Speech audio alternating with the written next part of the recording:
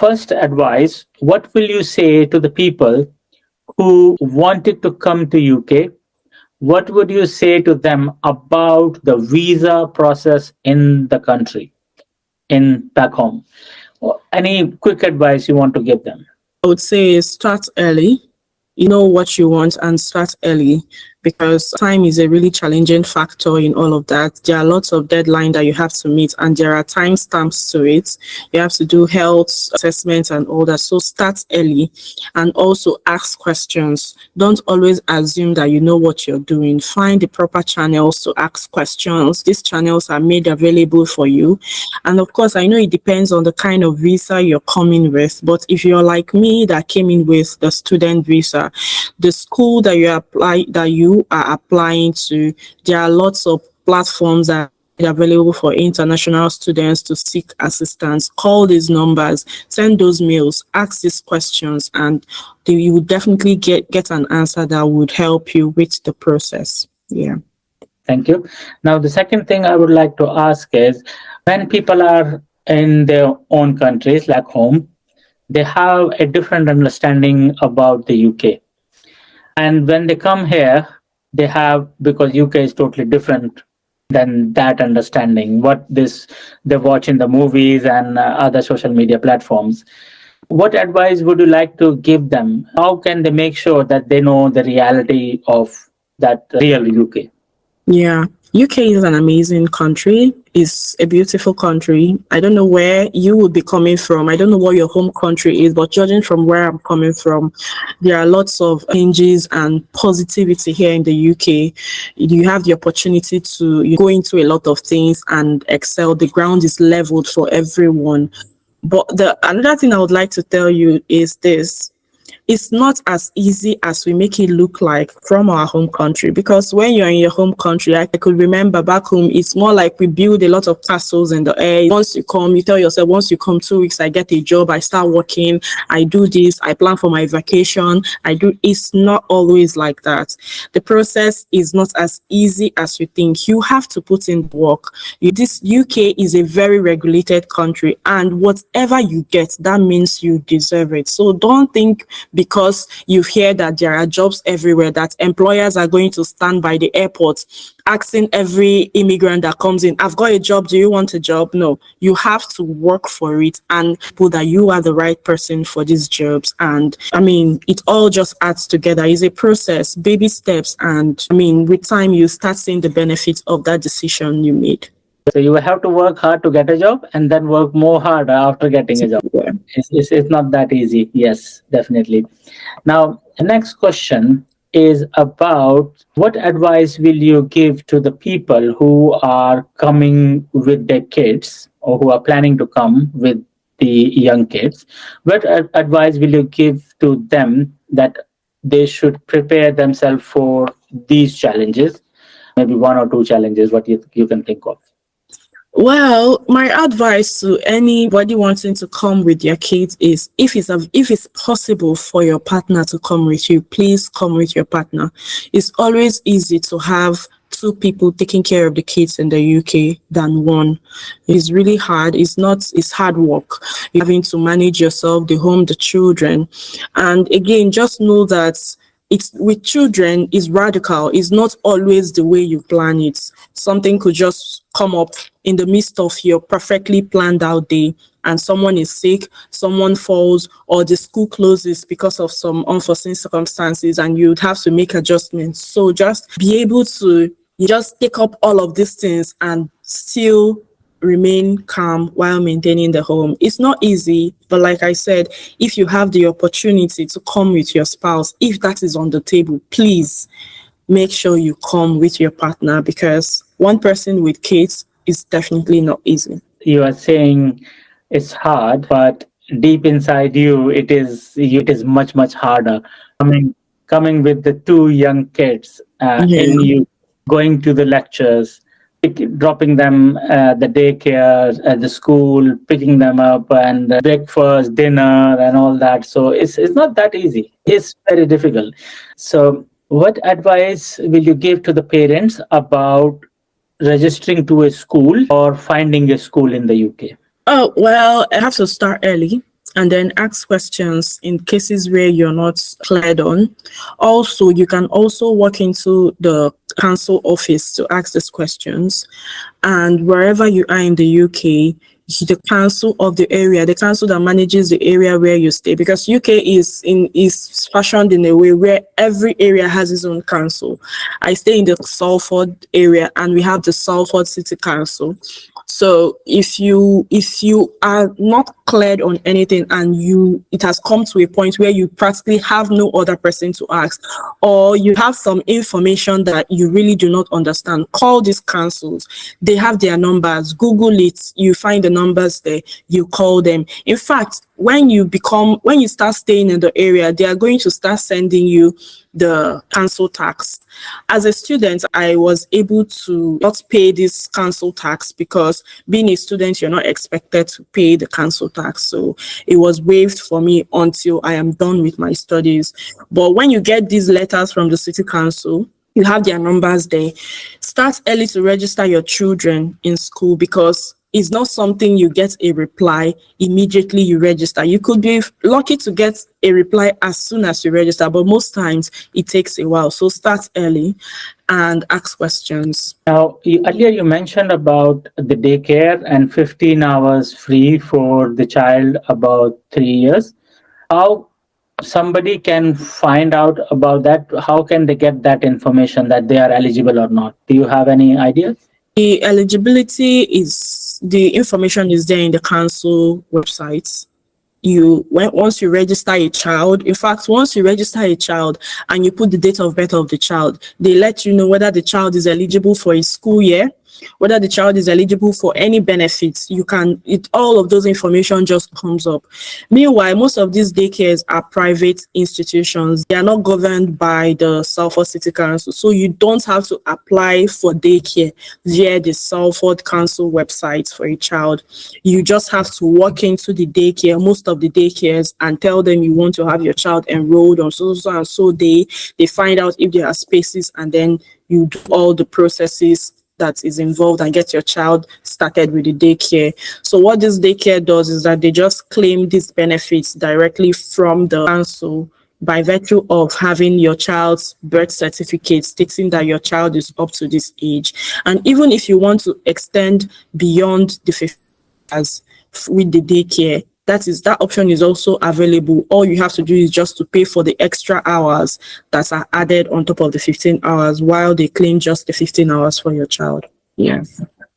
So the daycare, they claim directly from the council, and council pay directly to their account. It doesn't come through your account and you. No, nothing comes through you. It's directly with the school and the council. Is there any advice on, because as you said, daycares are private organizations, is there any advice of finding a good daycare in the locality, or? Well, I think everything is based on physical assessments. And then, of course, when your child eventually starts, you just have to look out to see that your child is comfortable. But first, for me, I had to visit this daycare. I took a walk around the area. And while I was taking the walk, I saw a lot of daycares, and I walked into most of them. Sometimes they would tell me to come back on so day, and that I walk in, I ask for a visual assessment of the area. They take me around, show me how they manage their potty training and all that. And at the end, I chose the one that I felt the environment was best and just was best for my child. And since my children started there, and now it's just my son, it's been perfect. The communication is amazing. They tell you everything, day-to-day activity of your child. In fact, there is an app where you can assess all and everything your child is doing with them. And though I have a friend tell me some months back that the council also has a daycare center and is always the cheapest in the area because it's operated by the council. So he was telling me that the bottom city council has a daycare that offer cheaper. I think they were doing about 48 pounds a day, as against 54 I was doing a day. And I mean, he said that would have been a better alternative. You could claim more hours with that which is true, but I didn't see that, and I can't give any assessment based on that. But generally, making the best option for your child based on daycare is, for me, is just physical assessment of what is obtainable. And when your child starts, just look out for how well he has settled in and how excited he is going to school. Even I heard those stories that from my friends. Not all the daycares are good; they are private entities, so the councils are not responsible on your choice. Yeah, You have to make sure. The first thing you can understand is how happy your child is while they are getting ready to go to the daycare. exactly. If they are happy, that means they are happy there and they are doing the right things. But if they are not, they don't want to go or anything, that should ring a bell. That child is not happy going there, so there might be something wrong. Mhm. So yes, physical assessment is a good idea. Now, what advice would you give to the students, the fresh students, when they are going to the university? How can make friends? And what advice would you like to give them to be successful in their studies? Well, to make friends, one of the things I noticed here in the UK is that people like to keep to themselves. It, to me, is a front people keep. But honestly, when you approach people and you try to strike up a conversation, they are so relaxed and they just want to tell you all and everything. I really don't know why it is that way here. It's not from in Nigeria where I'm coming from. We kind of have a communal living where everybody watches out for each other. It's not like that here. But what I would tell the fresh student is communicate, talk to your friend, talk to your colleagues, talk to them. They also want to talk to you, just that they might not want to be the first person to strike up that conversation. You see someone in class, say hello, how are you doing, have you started your assessments, did you understand what was taught in class today? Strike up a conversation, and before you know what's going on, you the next day when you come to class, the person just waves at you and say hello. And that is it for me. That was how I was able to make the friends I had. I could understand what happened in class, but I could just say, do you understand what was taught? Do you understand this part? And then that was it for me. So communicate, make friends. It's not really not that hard. Nobody is going to bite. And if you start a conversation and the person you start the conversation with is not really welcoming, it really doesn't spoil anything. You can move on to the next person. It doesn't mean you're a bad person or you have done something wrong. It's not something about you, it's about them. And again, about the school assessments and everything, my advice is always start early, attend your classes. Do not leave your classes for to go out to do a job or to go and do some work somewhere. Like one of my tutors will always say, if you try to divide the school fees you have paid to be here and you equate it to per hour of the time you spend in class, you find out that there is no job that you would get at this point that would pay you the equivalent of what you have spent being here. So it's only wise that you prioritize your education, because it just does not make sense that you start up with some entry roles, some kind of roles that do not expect that don't you need a lot of expectations from you while you are a student. And after getting this master's degree, you still remain in those roles. You should push yourself and aim for something better with the degree you have.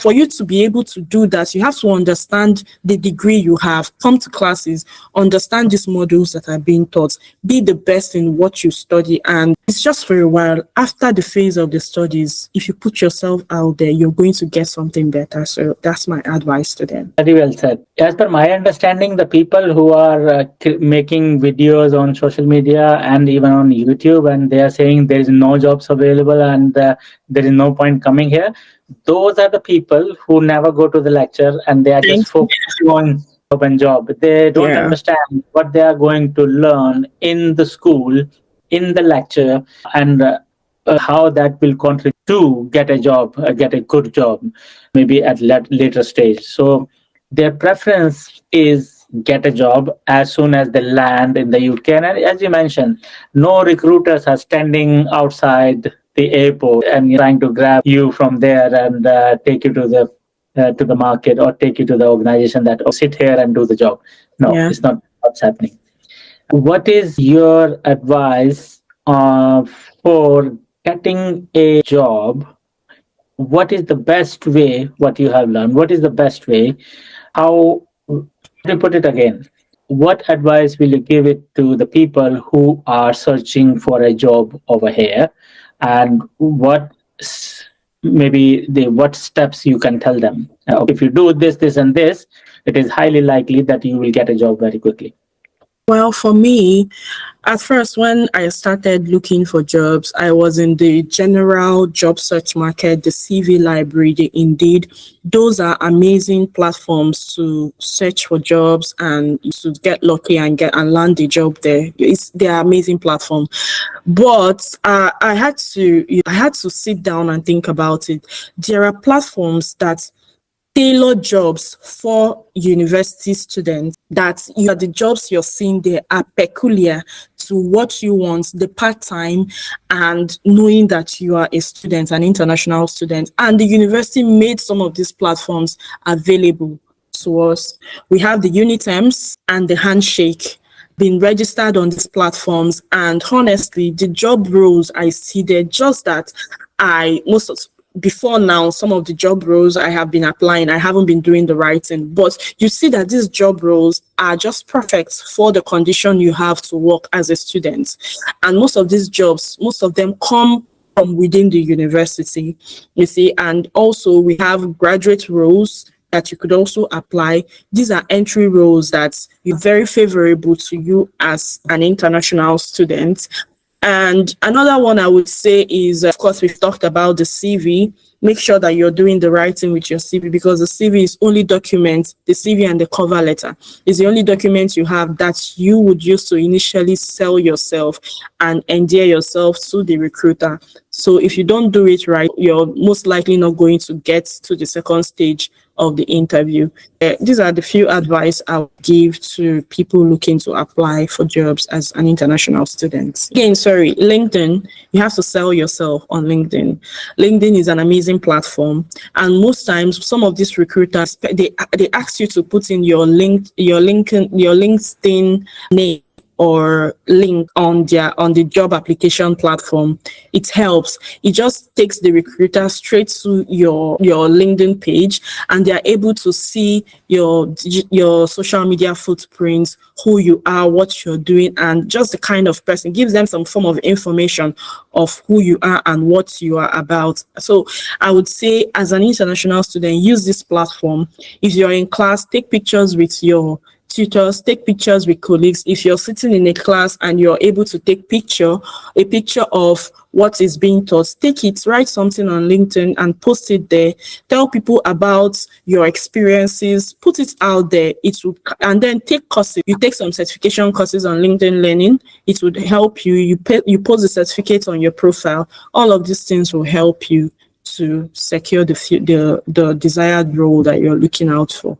Absolutely. LinkedIn. Most of the recruiters, when they look at your CV, they always try to search for you on social media platform, because that is where they will get the true picture of you. Yes. Sometimes CV could be fake as well, saying some of the things which is not true. But on the social media platform, you upload, you say about your degree, where did you work earlier, and if you did any certification, you put there as well. So if that doesn't match with the social media platform, it is highly likely that they are not going to invite you for an interview. Most of the people, they search for you, and most of the time now we don't put any pictures on the CV. Earlier we used to, but now we don't put any of our pictures, a passport size picture on the CV. So recruiters go there and they try to look at who the person is, how the person look like, and all that. Is it presentable or not? And your social media tells that story as well, how professional you are. For that, we are going to do a workshop again, how to create a professional LinkedIn profile that sells your ideas or whatever you do or what type of job you can do. I have seen many of my students as well. They are putting themselves as specialist in one area. like logistics specialist, procurement specialist. And I always say that even the top authors or top researchers in those fields, or the people who have worked in procurement and logistics for 20 or 25 years, they can't say they are specialists. And you haven't even completed a degree program, and you are saying you. So that is a no for somebody who's going to recruit you. The back of the mind, sometimes manager think that if you know more than me, that you could be a risk for me. You're overqualified. Overqualified, it could be a possibility.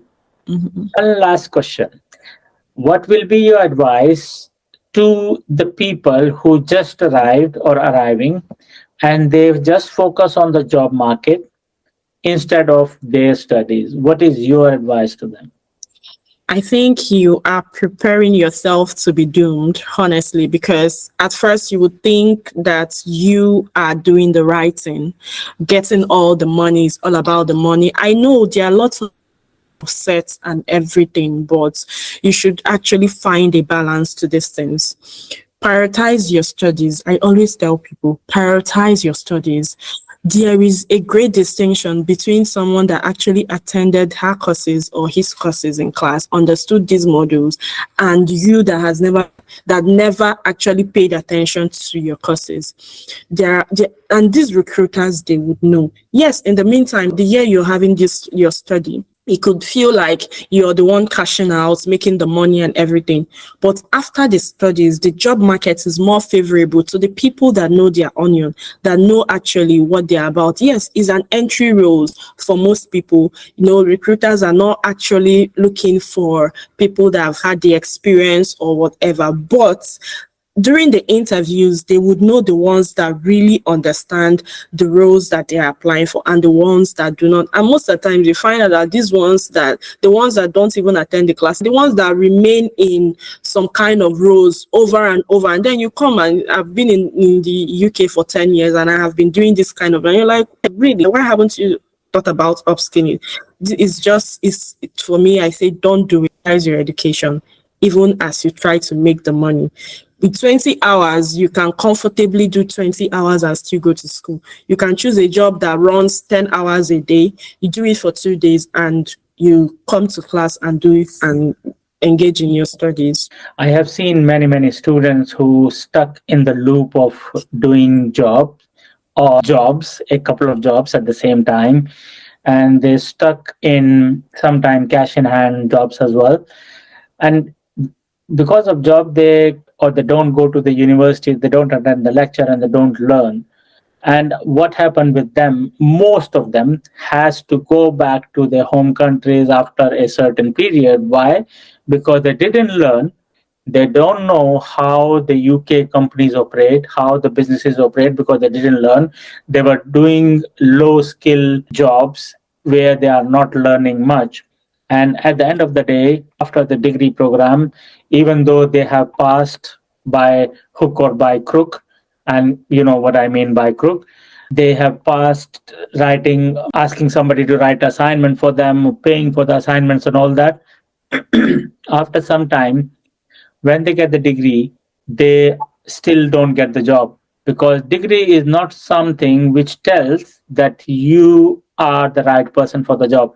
You have to sell yourself. You have to communicate with the employer during the interview, or sometime competency based exam, or sometime online exam. So you have to sell yourself.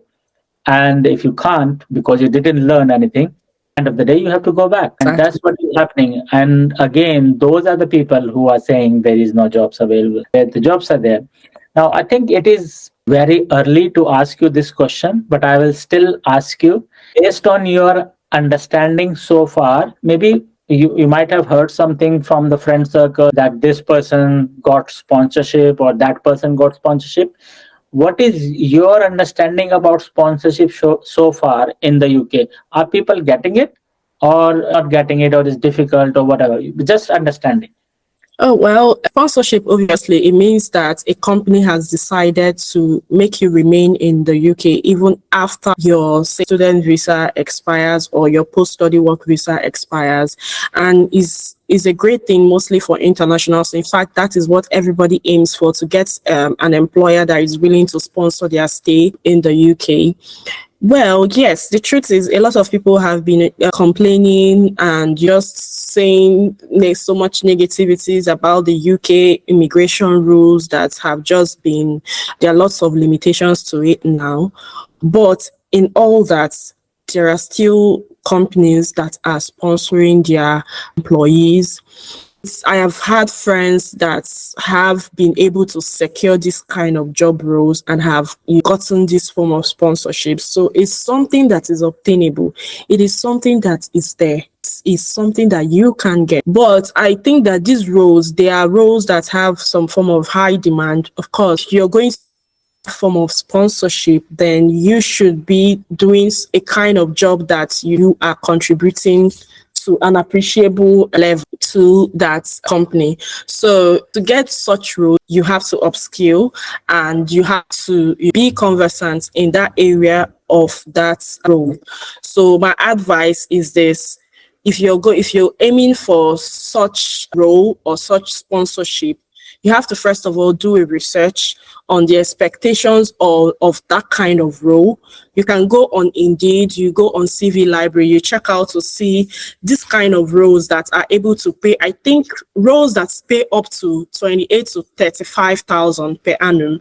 Those roles are able to offer you sponsorship to remain while you carry out your job with the company. So you can go on these job websites, you search for roles that you have an interest in, and you see those roles that are able to pay that amount. You upskill in those, you ask questions, know the expectations of the recruiters of such roles. You upskill, you come to classes, attend your classes, you understand what you're doing, and at the end you need to apply.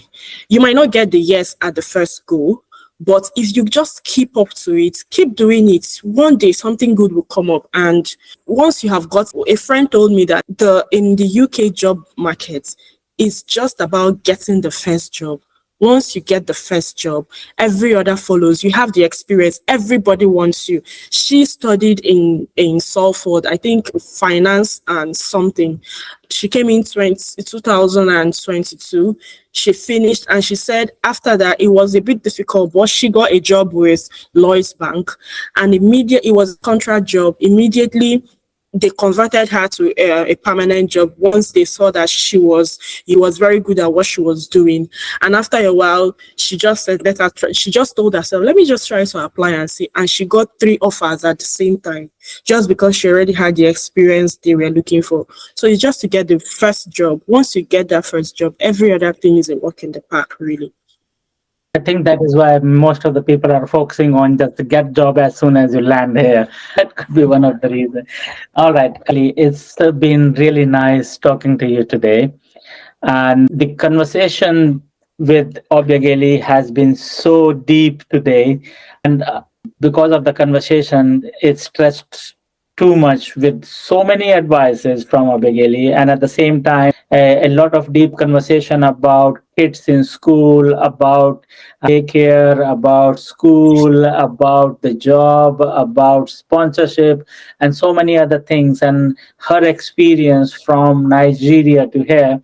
So that is why I end up creating 2 episodes instead of one on this podcast. So thank you very much, Yali, to join us today and sharing your insightful journey and some positive things with our audience so they can learn about UK, about the job market, what is going on in the UK, and what is the ground reality here, where people are thinking about something else when they are in their home country, or the people who want to come to UK from Nigeria, any other country in Africa, for any other country in Asia, or some anywhere else. This is the ground reality here. Really is one of a very good example of a very good student, and at the same time a very strong woman who is in the UK with two young kids, and I believe she's making a lot of people inspired as well. Also, when I came to know about Obegeli and her young kids, some of them I met already. I got a very beautiful smile, and their story is so inspiring, so inspiring, and that's what I thought that she's one of the right person to be on this podcast and share the story. So, Obegeli, thank you very much for being with us and sharing your thoughts with the audience. Thank you, Dr. Mandip, and thank you so much, like I said earlier, for giving us this beautiful platform to keep sharing our stories, putting ourselves out there, motivating people. We really need it. We really need it. Thank you so much.